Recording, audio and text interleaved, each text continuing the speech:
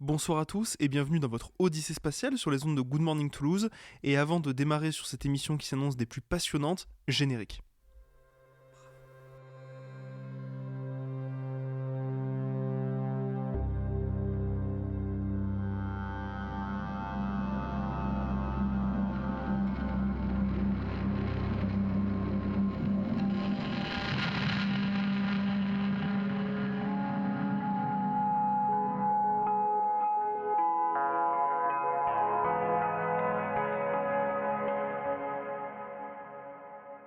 Ce soir, je suis accompagné de mon fidèle et bien sûr rendez-vous Simon.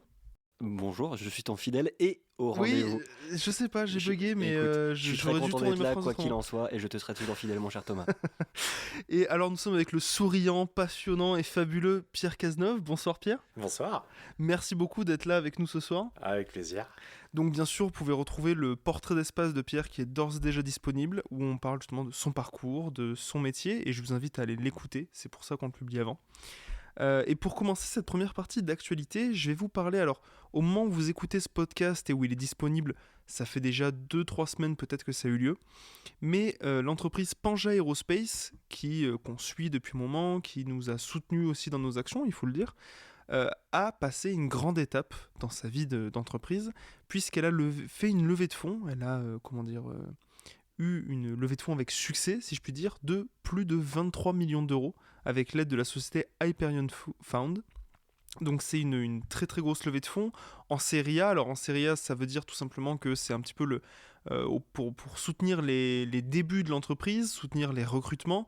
L'entreprise d'ailleurs prévoit de doubler ses effectifs, d'augmenter sa position sur le marché européen auprès des agences spatiales comme l'ESA. Donc vraiment ça va permettre à l'entreprise de se développer. De développer aussi son produit, qui pour le rappeler, alors c'est même ses produits, Pangea développe en fait finalement deux nouvelles gammes de moteurs spatiaux dédiés aux fusées, aux lanceurs à travers l'Europe et à travers le monde, nouvelle génération. Donc des moteurs plus performants, plus efficaces, réutilisables, utilisant des carburants durables comme l'oxygène liquide et le méthane. Donc on est vraiment sur une autre conception du décollage de fusée, et comme l'a si bien dit Simon dans une vidéo qu'on a fait au moment où la levée de fonds a été annoncée, c'est une grande nouvelle, tant pour l'entreprise mais aussi pour les lanceurs, puisque ça va permettre d'arriver à de nouvelles stats, de nouvelles données pour les lanceurs, de peut-être moins d'échecs critiques sur certains crashs qu'il y a pu avoir, peut-être plus de réussite, d'aller plus loin, plus vite, plus haut, plus fort.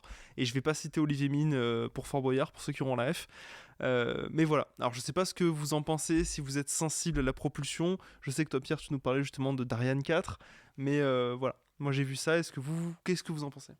J'ai forcément suivi le sujet avec toi, comme tu l'as dit, on a fait une vidéo en collaboration dessus, et c'est une entreprise qui est quand même assez, enfin pour les fans de fusées, c'est quand même assez dingue de se dire que le Saint Graal de la propulsion, comme on peut l'appeler, hein, le moteur Aerospike, qui est donc la technologie que développe Pangea, a réussi à voir le jour, parce que c'est les premiers à avoir réussi à faire fonctionner un moteur Aerospike sur une durée nominale, parce qu'on parle de moteurs qui ont tenu quelques secondes par le passé, mais là ils tiennent vraiment sur des vraies durées de lancement, c'est-à-dire plusieurs minutes, et c'est quand même une prouesse assez folle pour une entreprise en plus franco-espagnole, donc on peut s'en féliciter, un petit cocorico quand même. Donc non, moi je suis très content, en plus voilà, on commence à connaître un peu leurs équipes, et c'est vraiment des projets qui développent, qui pourraient participer à révolutionner le milieu spatial et l'accès à l'espace, et notamment dans le contexte qu'on connaît actuel. C'est important que je pense que l'Europe ait ses propres développements technologiques et qui soutiennent en fait la souveraineté d'accès à l'espace de l'Europe. Donc je suis très heureux pour elle et pour eux de cette levée de fonds qui est effectivement record, et j'attends de voir la suite, mais je suis persuadé qu'ils vont nous mettre des étoiles dans les yeux dans les mois voire années à venir. Du coup, Simon, je te laisse la parole, parce que je crois que tu voulais nous parler de notre voisine rouge. Absolument. Avant ça, je m'étais dit que j'aurais pu vous parler du retour des astronautes, donc Sonny Williams et Butch Wilmore sur Terre, qui sont rentrés donc de 9 mois dans l'ISS, où à la base ils étaient censés rester 10 jours. Mais ils ont été sauvés, c'est ça? Et ils n'ont pas été sauvés, c'est un point que je voulais juste débunker rapidement. Encore une fois, ils n'étaient pas coincés dans l'ISS. Il y avait une défaillance repérée sur leur capsule, donc ils ont fait le choix de ne pas l'utiliser, mais on avait tout prévu. Et ils ont été rapatriés sur la mission suivante, assurée par SpaceX avec la Crew Dragon. Donc tout va bien, ils n'étaient pas coincés, ils ont eu du taf dans l'ISS, ça, il n'y a pas de souci. Et ils sont bien rentrés sur Terre, mais je pense qu'il y a bien assez d'articles que vous pouvez aller voir là-dessus. Donc moi, je voulais vous parler d'une actualité un peu plus confidentielle, parce que scientifique, on a découvert sur notre voisine rouge, donc la planète Mars, quelque chose qui était inattendu, non, parce que c'est quand même commun sur Terre, mais qui n'avait jamais été trouvé sur Mars, grâce notamment au rover à la tête la plus toulousaine qu'on puisse connaître, c'est le rover Perseverance. Il y a eu une publication le 28 février dans la revue Earth and Planetary Science Letters qui parle d'une petite roche qui a été trouvée sur la planète Mars, parce qu'en effet, le célèbre rover de la NASA, qui est équipé d'instruments à sa tête, qui est donc nommé, l'ensemble est nommé SuperCam, et bien l'ensemble de ces instruments ont permis de réaliser donc une première découverte de quartz sur la planète Mars. Le quartz, c'est quelque chose qui est très commun sur Terre, notamment dans la croûte terrestre, mais on n'en avait jamais trouvé sur la planète Mars, et ils ont donc identifié cette roche qui est très riche en silice. Et ils ont aussi identifié de l'opale et de la chalcédoine. Et c'est vraiment le quartz qui cristallise un petit peu, sans mauvais jeu de mots bien sûr, qui cristallise cette découverte, parce que c'est quelque chose qu'on ne pensait pas nécessairement possible sur la planète Mars. Et là, on se rend compte qu'en fait, il a été découvert sur le bord d'un cratère d'impact. Et on se doute que c'est le ruissellement de l'eau ajouté à la chaleur qui est créée par ces impacts de météorites qui aurait pu amener, pour l'instant ça reste une théorie, à la création donc de ce quartz.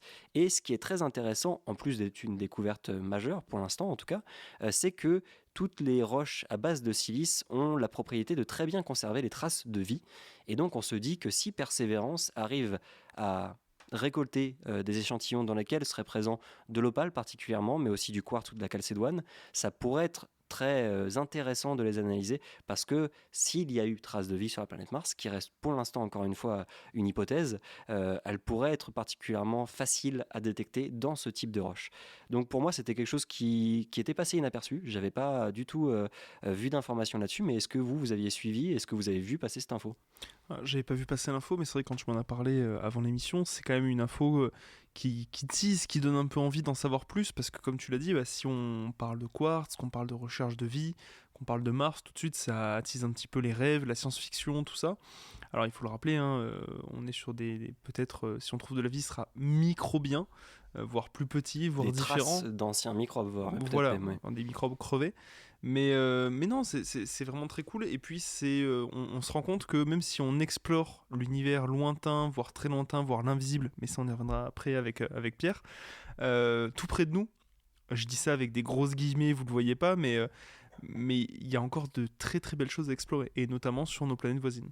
Effectivement, mais il y a aussi de très belles choses à explorer beaucoup plus loin. Et là, je tends la parole donc à notre invité. Pierre, tu as peut-être une petite actualité en lien avec Euclide Oui, à nous présenter? le 19 mars, puisque c'était hier pour quand on enregistre, mais il y a quelques semaines maintenant pour la diffusion, il y a eu la première publication de données Euclide.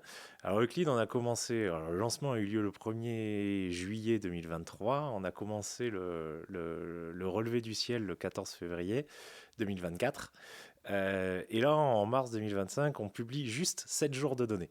Donc juste 7 jours d'acquisition, qui équivaut à 63 degrés carrés du ciel, 7 jours d'observation, à peine 0,5% de tout ce qu'on doit faire pendant toute la durée de la mission, qui sont, comme c'est le premier télescope spatial européen, c'est la première fois qu'on peut rivaliser avec les magnifiques images de Hubble et JWST. Et en Europe, on a maintenant cette magnifique machine d'Euclide qui permet de publier des images comme ça, qui permettent de couvrir une zone de ciel qui n'avait jamais été faite par les autres télescopes spatiaux, avec une finesse inégalée, et qui sont les premières étapes pour venir investiguer l'univers et tous les mystères qui peuvent exister dans toutes les galaxies de l'univers profond. Et parce que les images, pour les avoir vues, celles qui ont été publiées, sont effectivement, comme tu dis, on rivalise. La question, c'est pas de battre l'un ou l'autre, mais les images sont absolument magnifiques, et avec une densité d'étoiles et surtout de galaxies qu'on voit, tu me disais tout à l'heure, avant qu'on lance l'enregistrement, 26 millions de galaxies qui sont visibles sur ce que vous avez pour l'instant. Donc sur les 0,5% de ce que vous devez faire, il y a déjà 26 millions de galaxies visibles. 26 millions de galaxies dans 63 degrés carrés du ciel, dans 0,5% de ce qu'on veut faire. Environ, à chaque fois qu'on fait un pointé sur le ciel, quand on analyse l'image, on trouve 50 000 sources. Alors, ce qu'on appelle une source, c'est une étoile ou une galaxie. Voilà. Donc, on fait un pointé, 50 000 sources, et en tout, des pointés, on en fait 45 000. Donc, les chiffres vont vite. Et on y reviendra en seconde partie d'émission, parce que vous l'aurez compris, notre seconde partie va traiter essentiellement de la découverte de notre univers, de ses mystères et bien sûr du travail d'Euclide. Mais comme tu l'as cité précédemment, Euclide va aussi étudier la matière noire, l'énergie noire. Tu l'as dit, il va faire de belles photos. Comment on va pouvoir visualiser quelque chose qu'on ne peut pas voir ? Alors, on ne va pas voir le télescope Euclide, il va y prendre des images dans le visible et dans l'infrarouge.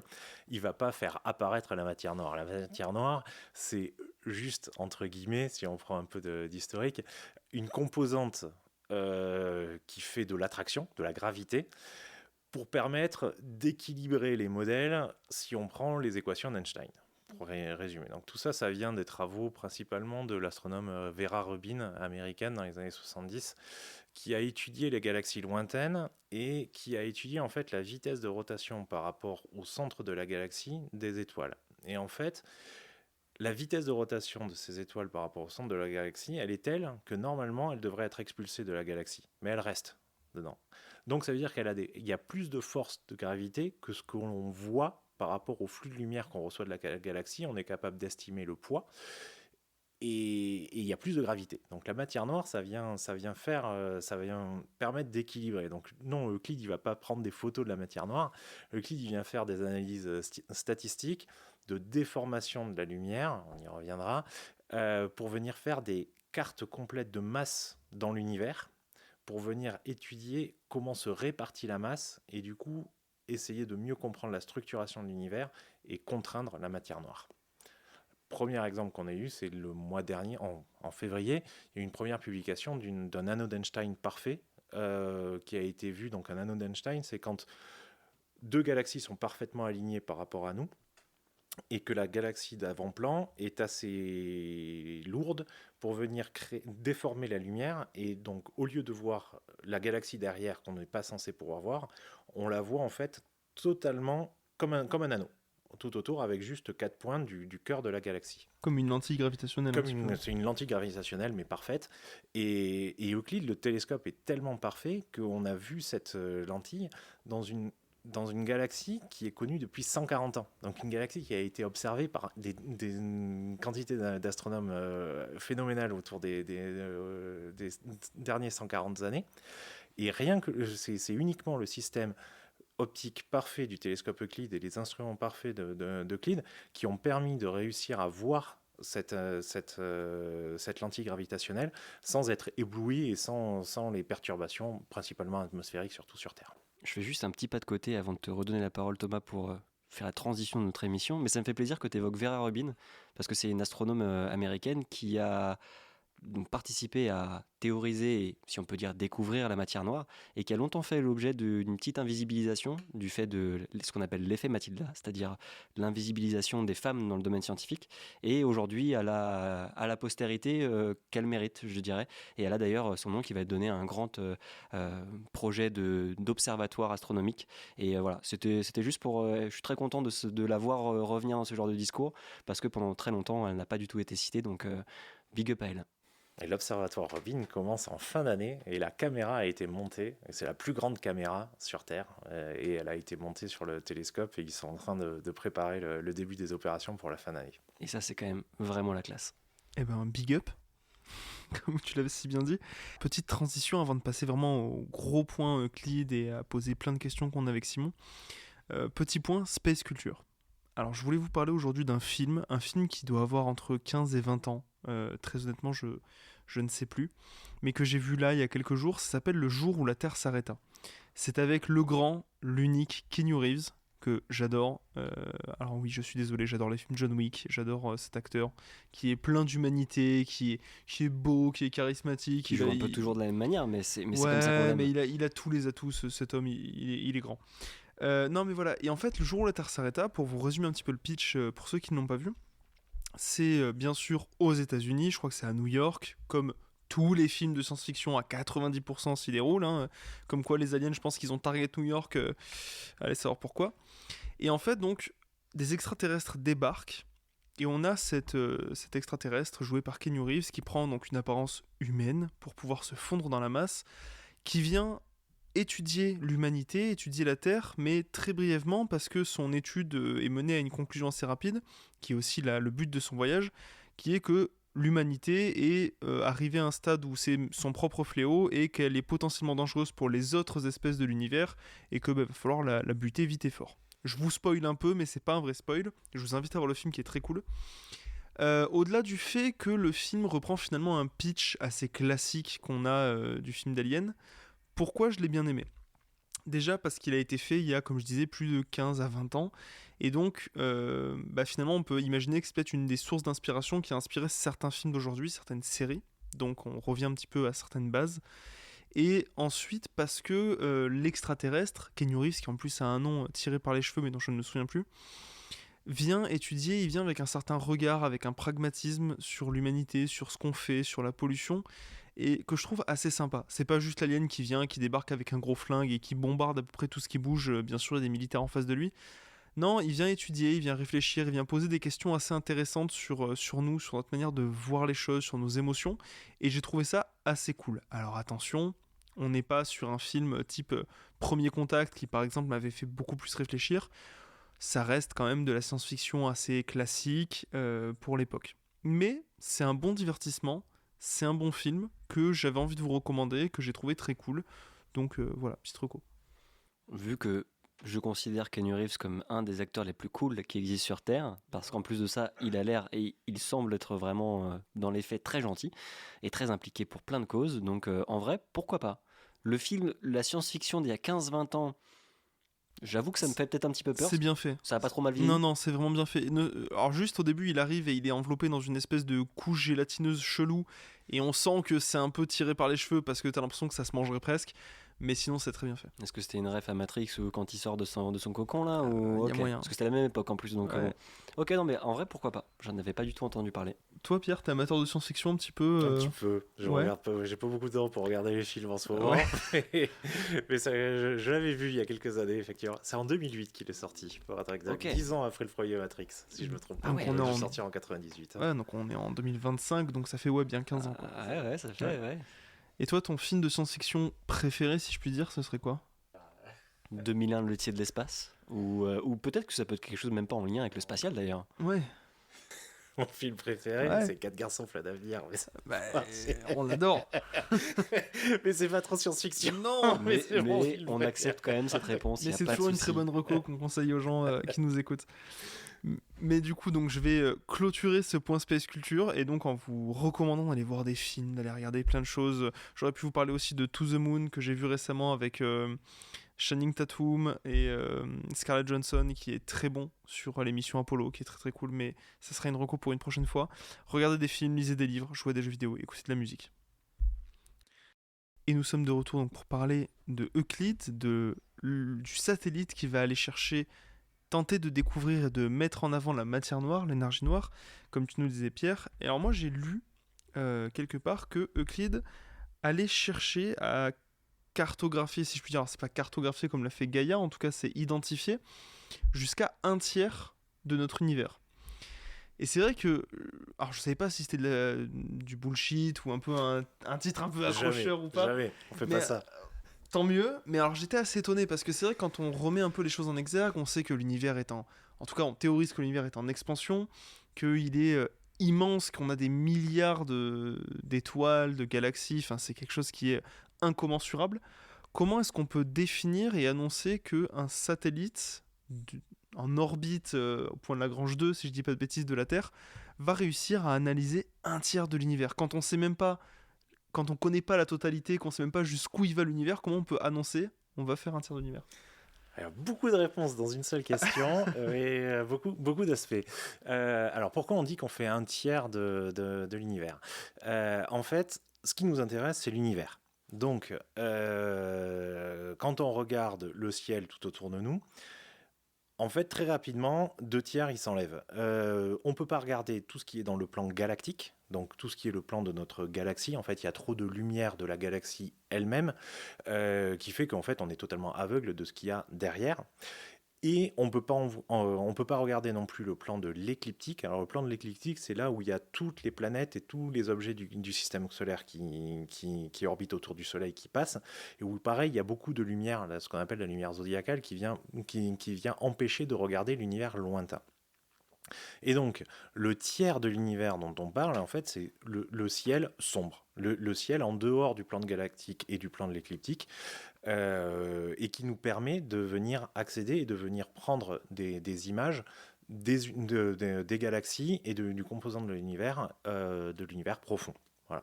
Et donc, pour faire ça, il a fallu faire un télescope qui a un très grand champ de vision. Donc le champ de vision de Euclide, c'est 0,5 degrés carrés, c'est une pleine lune. Donc à chaque fois qu'on prend une photo, c'est l'équivalent d'être sur Terre et de prendre une photo de la pleine lune. C'est très très grand. Normalement, un télescope, ça a un champ de vision, un champ de vue beaucoup plus petit, surtout les télescopes spatiaux. Et ensuite, la durée de la mission, elle est de 6 ans. Et donc il nous faut 6 ans à prendre chaque jour 20 observations, ce qu'on appelle une observation, donc 20 pointées. Donc chaque jour, on vient faire 10 degrés carrés du ciel. Et on continue. Alors, 10 degrés carrés pendant 6 ans, ça fait largement plus que le tiers. Un tiers, c'est 15 000 degrés carrés à peu près, hein, le tiers d'une sphère. En 6 ans, il y aurait beaucoup plus. Mais en fait, on a des activités annexes à ce relevé du ciel, principalement deux. On a besoin de prendre des données de calibration. En fait, on vient toujours repointer la même zone de ciel et on compare par rapport à la dernière fois.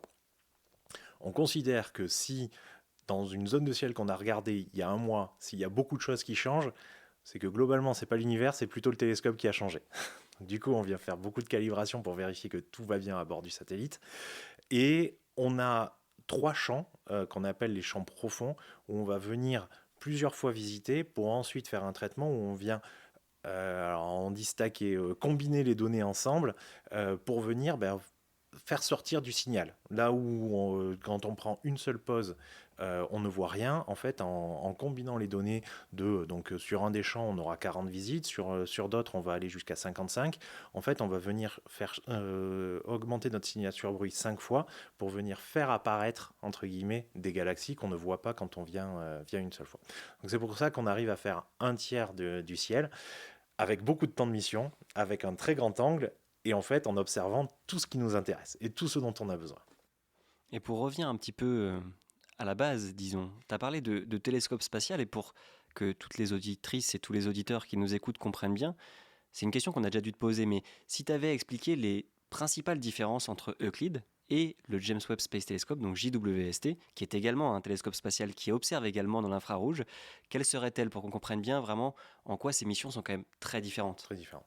Alors, bon, déjà, alors, JWST, lui, il est uniquement dans l'infrarouge et il va même jusque dans le moyen infrarouge. Alors, pourquoi l'infrarouge? Si on fait rapidement un contexte, en fait, plus une galaxie est lointaine, plus elle s'éloigne de nous, plus elle est uniquement dans l'infrarouge et elle n'est plus dans le visible. Donc en fait, pour remonter dans l'histoire de l'univers, il nous faut de l'infrarouge pour venir remonter aux premiers instants de l'univers et voir des galaxies plus anciennes. Donc JWST, il est uniquement dans l'infrarouge et il voit du moyen infrarouge jusqu'au proche infrarouge, là où Euclide, il fait du visible et du proche infrarouge. Donc on voit moins loin, on va jusqu'à moins 10 milliards d'années par rapport à aujourd'hui, là où James Webb, il va quasiment aux premiers instants de l'univers. L'autre différence majeure de JWST, c'est son miroir. Il a un miroir monstrueux, mais par contre, il a un champ de vue tout petit. Donc JWST, c'est plus un observatoire. C'est-à-dire qu'il faut savoir ce qu'on veut aller regarder. Et ensuite, on demande du temps. Il y a des appels qui sont annuels, qui sont faits par le STSCL qui gère le JWST. Il y a des appels, les scientifiques font des demandes, et s'ils sont sélectionnés, ils ont du temps à bord. Et le JWST vient pointer pendant des heures et des heures un endroit très précis, mais tout petit de l'univers. Et donc le JWST n'est absolument pas fait ni capable de venir faire un relevé du ciel comme fait Euclide. Par contre, effectivement, il voit avec beaucoup plus de détails la moindre chose, il est capable d'aller chercher beaucoup plus de signal, et d'une certaine façon, ils sont complémentaires. C'est-à-dire que dans toute la partie, il y a toute une partie dans Euclide, ce qu'on appelle la science héritage, legacy en anglais, c'est justement ces 15 000 degrés carrés d'images en visible et en infrarouge. Ça n'a jamais été fait. Le plus grand relevé infrarouge aujourd'hui, il est à 150-200 degrés carrés. Donc là, on est vraiment sur un changement d'échelle. Et dans tous ces objets qu'on trouve, je parlais de la Q1 tout à l'heure, 26 millions d'objets dans 63 degrés carrés. Dans 15 000 degrés carrés, on va trouver des milliards et des milliards d'objets. Et il y a des scientifiques qui sont intéressés par juste un type d'objet et qui vont aller faire ce qu'on appelle des follow-up, des observations de suivi. Ils vont demander du temps d'observation dans des observatoires au sol ou dans des observatoires type Hubble, JWST, pour venir voir un peu plus en détail. Donc ce sont des missions qui sont complémentaires. Parfait. Et pour rebondir là-dessus, il y a justement quelque chose qui me paraît essentiel de définir. Est-ce que tu peux nous rappeler justement ce que va chercher Euclide, c'est-à-dire qu'est-ce que l'énergie noire et qu'est-ce que la matière noire? Alors, donc l'énergie noire, j'en parlais tout à l'heure, c'est les travaux autour de Vera Rubin, les travaux de Vera Rubin, qui étudie les galaxies, y compris la nôtre, et qui regarde la vitesse de rotation des étoiles autour du centre de la galaxie, et qui se rend compte que, à la vitesse de rotation qu'elles ont, avec uniquement la gravité issue de la matière qu'on voit, elles devraient être éjectées. Or, elles restent en leur sein, donc ça veut dire qu'il y a une force qui les attire. On parlait aussi des lentilles gravitationnelles fortes. Une lentille gravitationnelle forte, juste avec la lumière, le potentiel de gravité, la masse qu'on devine de la galaxie en avant-plan par rapport à la lumière qu'on reçoit, ça ne peut pas, il n'y a pas assez de masse pour réussir à faire l'anneau, les anneaux et les déformations d'arc telles qu'on les voit. Donc la matière noire, ça permet, ça rajoute de la masse pour venir faire des forces de gravité. Dans les années 90, en 98, il y a eu des études en analysant les chandelles et des sources très bien connues qui émettent une lumière très, très identifiable dans l'univers, à différentes distances. Et on s'est rendu compte que depuis les 10 derniers milliards d'années, l'expansion de l'univers qui était là s'accélère. Okay. Donc, si on prend un modèle avec le Big Bang, en schématisant, ça explose le matin, ça explose au début, mais au bout d'un moment, comme une grenade, théoriquement, c'est censé retomber. Or là, ça s'accélère. Et donc, du coup, en fait, l'énergie noire, c'est juste une énergie qui pousse, quelque chose de répulsif, pas comme la gravité, pour venir expliquer pourquoi ça a grandi. Et quand on prend tous les chiffres, etc., il faut 70% d'énergie noire, 25% de matière noire et 5% de matière baryonique, la matière visible. Du coup, on peut imaginer, alors bien sûr, les données d'Euclide permettront d'affiner ça, mais on peut imaginer que cette énergie noire et que cette matière noire, elle est localisée autour de certains astres, autour de certains objets. En tout cas, elle n'est pas diffuse à parts égales exactement partout de la même manière dans tout l'univers. Non, alors on considère que si on regarde l'univers tout autour de nous, il n'y a pas de raison que on considère que il n'y a pas de raison qu'on soit à un endroit spécial de l'univers. On est dans l'univers et on est là et on n'est pas dans un endroit hyper spécifique, on n'a pas la chance absolue d'aller là. On considère que l'univers est isotrope et donc quel que soit vers là où on regarde, il s'est développé à peu près pareil. Par contre, effectivement, quand on regarde, il y a ce qu'on appelle des clusters de galaxies, des regroupements des amas de galaxies, et donc les galaxies et les structures de l'univers ne sont pas totalement aléatoires, et l'univers se structure le long de ce qu'on appelle des filaments de matière noire. Pareil, hein, c'est de la matière, on ne la voit pas, hein, mais n'empêche que les galaxies ne sont pas entièrement aléatoires, ils sont vraiment le long de ces filaments et se développent le long de ces filaments, et les expulsions de gaz d'une galaxie à une autre qui permet la formation des étoiles, en fait, elle se fait le long de ces filaments et de ce qu'on appelle la toile cosmique. Alors là, on est d'accord, on est en podcast, donc on invite les auditeurs et auditrices à aller voir des images de cette toile de l'univers ou toile cosmique, comme tu le dis. C'est vraiment impressionnant. Et tu le disais en off, Thomas, je suis parfaitement d'accord avec toi. Quand on voit cette image d'assez loin, on dirait un réseau de neurones, en fait, Oui. Oui. d'un IRM, en tout cas d'une imagerie médicale. Et c'est vraiment très parlant de faire ce lien entre gigantisme de l'univers et cerveau humain. Il y a une cosmogonie aussi loin que je me souvienne qui dit que notre galaxie ou notre univers était dans l'œil d'un géant. Pourquoi pas dans le cerveau d'un géant Effectivement, ça pourrait être une cosmogonie. c'est une belle métaphore. Il a utilisé le mot cosmogonie quand même. Attends, il fallait que je Conception le de place. l'univers, hein, 4 ça ans se que place. j'arrivais pas à le placer, tu m'étonnes qu'il fallait que je le pose à un moment donné. Moi, j'avais une question parce que, comme tu l'évoquais, on parle de matière noire et d'énergie noire ou énergie sombre, qui sont des choses qu'on ne peut par essence pas voir. Comment, avec Euclide, on essaye de cartographier quelque chose qu'on ne peut pas détecter de manière active et directe? Quelle est la technique, si on peut dire? Le but et l'intérêt d'Euclide, c'est qu'il y a deux sondes, ce qu'on appelle des sondes cosmologiques différentes. Il y a ce qu'on appelle le lentillage gravitationnel faible. Donc ça, c'est à bord du télescope Euclide. Il y a deux instruments. Il y a un instrument visible qu'on a nommé VISE. On n'est pas très bon en acronyme super avancé, hein, donc c'est VISE pour visible. Lui, c'est un imageur dans le visible. Il a 36 CCD. C'est un très grand imageur avec des millions de pixels, très très fin, et qui est capable de venir mesurer avec une grande finesse la forme des galaxies. Et en fait, le lentillage gravitationnel faible, c'est la même chose que le lentillage gravitationnel fort, où il y a la déformation des galaxies, sauf que cette déformation, en fait, entre nous et toutes les galaxies, il y a tout un ensemble de masses, de la masse visible, de la matière noire, qui viennent déformer la forme de la galaxie telle qu'on la voit, mais déformée de manière très faible. En fait, la différence d'ellipticité qu'on vient mesurer, c'est la même différence d'ellipticité que Neptune versus la Lune. Donc on vient voir quelque chose qui n'est absolument pas visible à l'œil nu. Et du coup, on a besoin de très grandes statistiques. Donc c'est pour ça qu'on vient cartographier un tiers du ciel. C'est pour venir prendre énormément de galaxies. On va faire des statistiques sur des milliards de galaxies de déformation pour ensuite en faire des cartes de masse de répartition de l'univers. Ça, c'est la première sonde. La deuxième sonde, c'est avec l'instrument NISP. Donc c'est le spectrophotomètre dans l'infrarouge. Donc il prend... Photomètre, il prend des images dans l'infrarouge, ce qui permet de donner de la distance et de voir plus loin dans l'univers. Et spectro, c'est comme un prisme. Donc on a devant l'instrument, on a ce qu'on appelle un grisme, ce qui permet d'éclater la lumière des galaxies qu'on reçoit.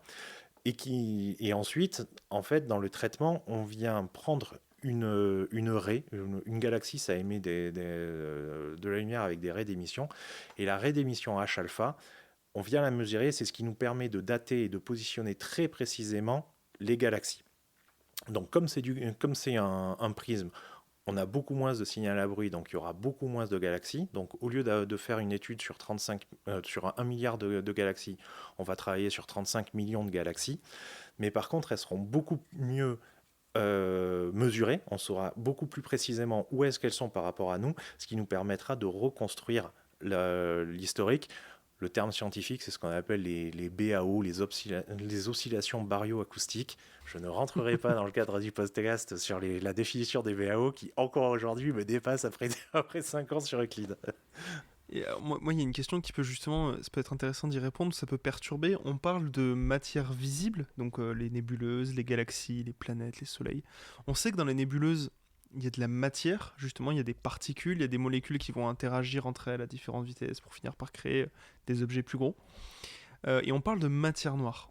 Le mot matière, il peut perturber. Est-ce qu'on a déjà des théories? Est-ce que les scientifiques théorisent sur ce serait quoi cette matière? Est-ce qu'elle aurait une composition particulière?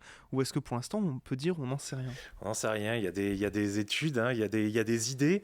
De toute façon, j'ai un chercheur astronome qui avait dit de toute façon quand on ne connaît pas, après on refile aux physiciens des particules et ils n'ont qu'à trouver la particule qui va bien.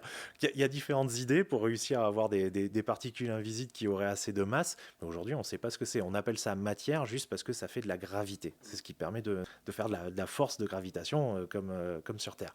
Mais sinon on ne sait absolument pas de quoi c'est composé. Et on l'appelle matière noire parce que d'après ce qu'on en sait, elle n'interagit pas avec la lumière.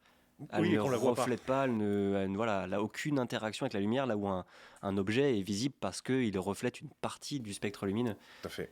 Ok. Tout à fait, ouais. Et moi, j'aurais une question parce que Euclide travaille beaucoup dans le domaine scientifique de la cosmologie. Tu parlais de cosmogonie tout à l'heure, on revient un petit peu sur la même étymologie. Mais est-ce qu'il y a d'autres domaines scientifiques complémentaires qui pourront utiliser ou qui peuvent déjà à l'heure actuelle utiliser les données d'Euclide?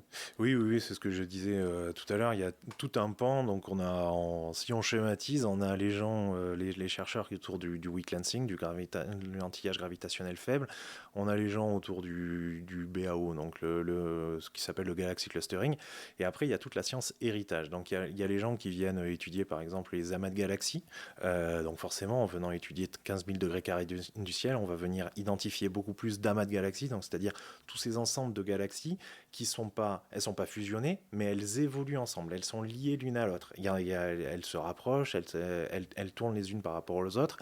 Et après, il y a tout un ensemble de scientifiques qui vont chercher des objets très étendus, des quasars très anciens, et en fait qui vont aller chercher dans l'intégralité du catalogue à la recherche des objets qui, eux, les intéressent pour leurs travaux de recherche, les évolutions de structures de galaxies, etc. Mais toute cette science héritage, c'est une partie prenante d'Euclide et une des raisons pour lesquelles la mission a été sélectionnée aussi. Et une question complémentaire à celle-ci. Tout à l'heure, tu parlais justement de la complémentarité entre Euclide et le JWST, par exemple. Et quelle complémentarité il y a entre Gaïa et Euclide? Parce qu'on a reçu William Roux récemment, qui nous présentait justement Gaïa, qui est plutôt, elle, sur sa fin de mission. Mais comment ça se passe? Parce que Gaïa, c'est plutôt un catalogue. Euclide, c'est des observations quand même plus précises. Mais est-ce que l'un peut nourrir l'autre et inversement? Alors, Gaïa nous nourrit beaucoup. En fait, alors, la mission, le télescope Gaïa s'arrête ou s'arrête enfin, c'est arrêté au moment de la diffusion du podcast dans une semaine au moment où on enregistre. Mais la mission et le traitement des données, lui, il va continuer encore quelques années parce qu'ils ont beaucoup de données à traiter. Gaïa, c'est un catalogue qui est exceptionnel, catalogue d'étoiles, et en fait, nous, il est critique. Le télescope, on lui dit de pointer, il sait très bien de pointer, il a de très bons systèmes de pointage, mais il y a toujours une erreur. Et en fait, la première étape des traitements au sol, c'est on prend le catalogue Gaïa et on vient faire ce qu'on appelle la calibration astrométrique des données, c'est-à-dire qu'on vient recaler par rapport à Gaïa pour être sûr de savoir où on a pointé. Voilà. Il faut savoir aussi qu'à bord, par exemple, les Star Trackers, les trackers d'étoiles qui permettent le pointage du satellite, eux, ils ont aussi un catalogue Gaïa à bord, souvent allégé pour ne pas emporter trop de données, mais qui leur permet de se loquer, enfin d'acquérir les étoiles et de rester sur les étoiles. Donc Gaïa est partout. Ensuite, il y a différents domaines scientifiques où on va aller refaire les mêmes recherches. Par exemple, Gaïa fait de la recherche de l'antigravitationnelle forte. Nous, on va aussi en chercher, mais pas de la même façon. Nous, on fait vraiment de l'analyse de pixels. Et entre guillemets, on est avec des algorithmes assez bêtes de machine learning. On apprend à une IA, ça c'est une lentille gravitationnelle forte, et après elle passe sur les pixels et elle est imbattable pour en trouver. Dans Q1, on a plus de 500 lentilles gravitationnelles qui ont été identifiées en l'espace de quelques jours. Ok, donc sans Gaïa, Euclide... Pas de Gaïa. Pas d'Euclide. Alors, ça aurait été beaucoup plus compliqué, disons. En tout cas, une calibration astrométrique largement dégradée. Ouais. Il y a vraiment une continuité oui. très forte. Et on remarque l'usage de l'IA pour traiter vos images. En même temps, quand on voit le flot de données que vous produisez, que vous allez produire, c'est compréhensible, mais ça peut être vraiment intéressant. Mais je te repasse la parole, mon cher Thomas. J'ai deux questions, une très courte, mais parce que c'est un sujet, moi, sur lequel j'ai eu pas mal de questions. Tu sais, il y a la fameuse question de est-ce que l'univers, il a une fin? Est-ce que l'univers, il est fini? Moi, je suis de ceux qui prônent les théories de non, l'univers est en expansion, en tout cas, c'est la théorie la plus porteuse jusqu'à présent. Ouais. Comme tu l'as dit, de cette énergie noire, il y aurait une accélération de cette expansion.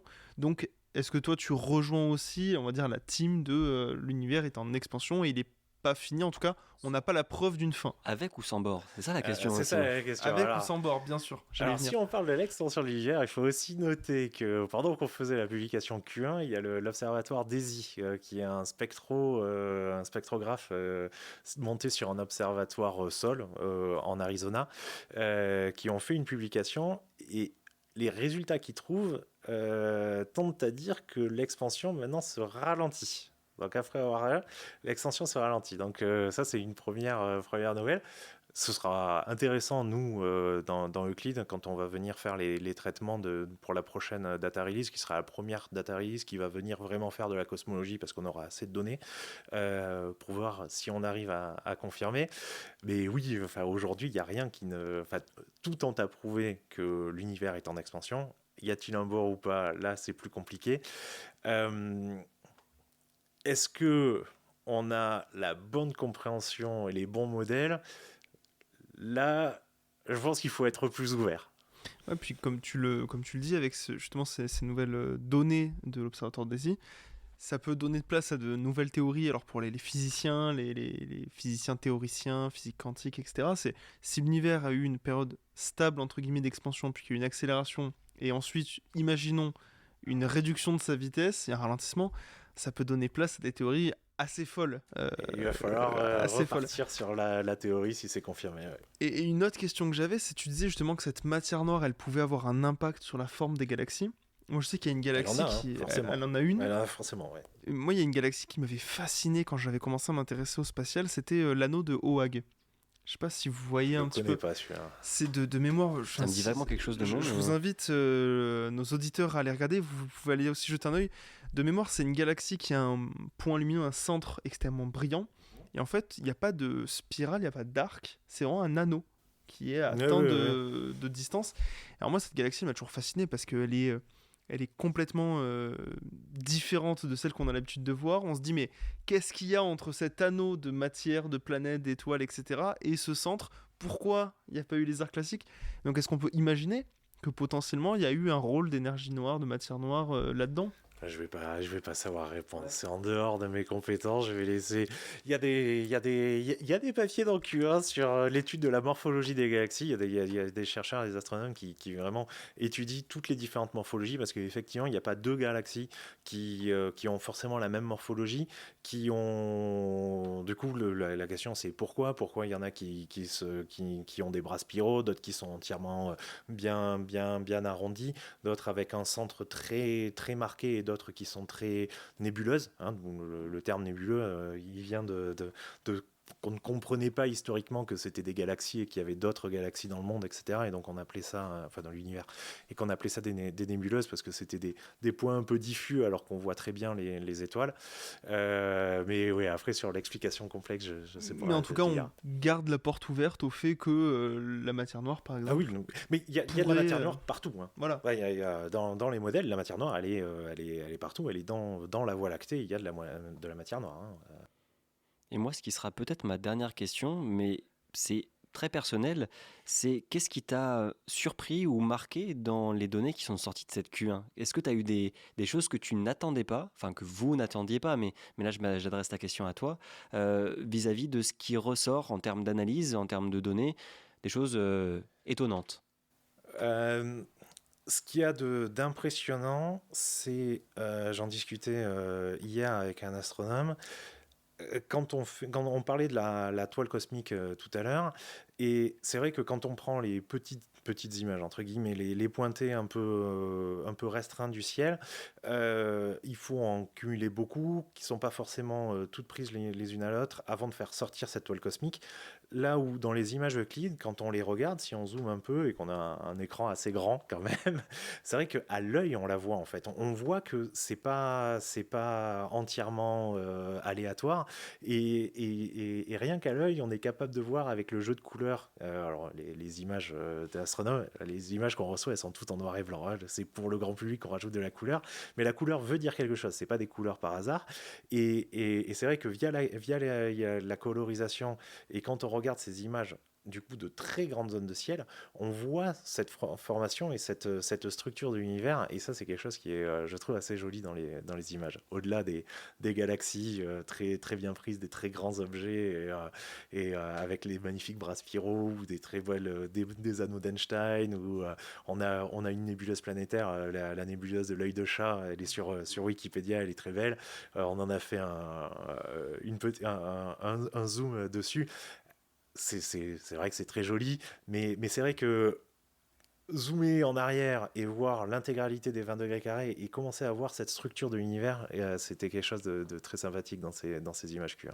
Donc l'univers a une forme de complexité, mais aussi de beauté visuelle et artistique qui, on le sait, est très développée. On peut passer des heures à regarder des images des beautés de notre univers, mais ce qui sera ma dernière question. On sait que les projets de développement comme Euclid, comme le WST, comme Gaia, entre le moment où l'ESA, le CNES, la NASA décident de faire ce satellite, il y a le temps de réflexion, le temps de production, de test, ça peut être très long, des années. Ensuite, il y a le temps de lancement. Donc on imagine que déjà Euclid, c'est quelque chose qui a été, j'ai plus les dates, mais décidé il y a plusieurs années de ça en arrière. 2012, l'acceptation du projet. Donc Alors c'était ça, c'est l'adoption du projet. Oui. Mais avant ça, il y a les avant-projets. Donc, bien le sûr. début d'Euclid sont 2 avant-projets, Dune et Space. Space, c'était la partie. En fait, Space, c'était le projet qui a conduit à NISP et à la Spectro. Et Dune, c'était la partie qui était pour venir faire le weak lensing, l'anti-âge gravitationnel faible. Et l'un était français, l'autre italien. Et donc, les deux avant-projets ont commencé au début des années 2000. Avant d'être fusionné dans ce qui s'est appelé Euclid. Et alors la mission a été adoptée en 2011-2012. À l'époque, pour un lancement en 2017, si je me rappelle bien. Bon. Le lancement a été en 2023, ce qui n'est pas si mal. On connaît le secteur spatial, mais du coup, est-ce qu'il y a déjà des projets d'après Euclid qui ont commencé à être envisagés ? Alors, en Europe, l'après-Euclide, non, pas de ce niveau-là. Sur l'étude de la matière noire de la structure de l'univers, donc j'ai mentionné DESI, qui est déjà un observatoire en place. Vera Rubin, l'observatoire, a aussi une composante d'étude de l'univers, hein, puisqu'il vient scanner l'intégralité du ciel du Sud à une vitesse exceptionnelle chaque nuit. Donc, il y a aussi des études de structure de l'univers. Et le prochain télescope spatial de la NASA, qui est le Nancy Grace Roman Space Telescope, le Roman, et a aussi une composante autour de l'étude de l'univers. Mais de belles perspectives d'avenir pour nous passionnés, pour les scientifiques, chercheurs, ingénieurs qui vont travailler sur toutes ces missions et qui travaillent déjà sur toutes ces missions. Alors, on va conclure l'émission et pour t'y préparer pendant qu'on va donner nos derniers mots avec Simon, on a une petite tradition dans l'émission, Pierre, qu'on n'annonce pas au début, mais rien de méchant. On va te remercier et on va te donner le dernier mot. Voilà, tu auras le dernier mot de l'émission, ce sera pour toi, pour dire absolument ce que tu veux, ton ressenti sur l'émission, sur ton travail, sur tout ce que tu veux. Donc je te laisse te plonger là-dedans, dans ce problème non mathématique, mais purement personnel. Et je vais tout d'abord te remercier d'avoir été avec nous ce soir, parce que c'est des sujets absolument passionnants et fascinants qu'on traite ensemble, que tu traites au CNES. Et merci de nous avoir partagé ton retour d'expérience, tes idées, tes visions et ton vécu, parce que la Q1 a été, comme on l'a dit, sortie il y a quelques jours. On espère te retrouver aussi prochainement pour parler d'une Q2, Avec d'une plaisir. Q3 et de plein d'autres sujets. Mais en tout cas, voilà, un immense merci. Merci Simon d'avoir été toujours fidèle au poste, pour reprendre la gimmick du début. Une nouvelle fois, merci à toi Thomas d'avoir organisé d'une main de maître une nouvelle fois cette émission et de l'avoir animée également d'une manière excellente. Merci Pierre encore une fois, franchement c'était vraiment passionnant et on voit avec les différents profils qu'on a accueillis récemment, du CNES et pas du CNES aussi bien sûr, hein, mais que vous êtes parfaitement complémentaires et que vous avez mine de rien des liens constants avec les différentes équipes scientifiques et c'est ce pourquoi aussi la science est belle, en plus de l'univers, c'est que vous collaborez dans tous les domaines. Et donc vraiment, on était très content de te recevoir aujourd'hui. On espère avoir l'occasion de te recevoir dans quelques années quand même, peut-être pour la Q1, c'est l'année prochaine, donc ça va. Alors, DR1, c'est dans un an, ouais. Ouais, voilà, donc c'est 2026, juin 2026. Octobre 2026. Octobre 2026. On a un peu décalé. On espère en tout cas pouvoir en rediscuter avec toi à l'avenir. Et vraiment, on était très heureux de t'accueillir derrière nos micros et on espère que tout s'est bien passé. Maintenant, à toi la parole pour ce dernier mot. Plaisir. Je conclurai en disant que je suis quelqu'un qui habituellement reste 3-4 ans sur un poste. Ça fait 5 ans que je suis sur Euclid. Le consortium Euclid, le consortium de chercheurs, il regroupe des chercheurs, 2500 chercheurs de 17 pays du monde. Et chaque jour, des fois c'est compliqué, on est en retard, on a du mal, mais chaque jour j'apprends, je travaille avec des personnes qui sont exceptionnelles de tous les pays. On est avec un pays et un président américain qui coupe dans les budgets de la science. Et je pense que je conclurai en n'ayant un mot pour tous ces chercheurs qui font un travail exceptionnel et qu'il faut soutenir. Non, ils ne font pas ils font juste de la science, ils n'essayent pas d'obscurantisme, rien du tout. Ils sont juste à la recherche de la vérité. Et ce sera mon dernier mot, ce sera sur les scientifiques et leur esprit d'ouverture. Merci beaucoup Pierre pour ce formidable dernier mot. Merci Simon et on vous souhaite un bon podcast.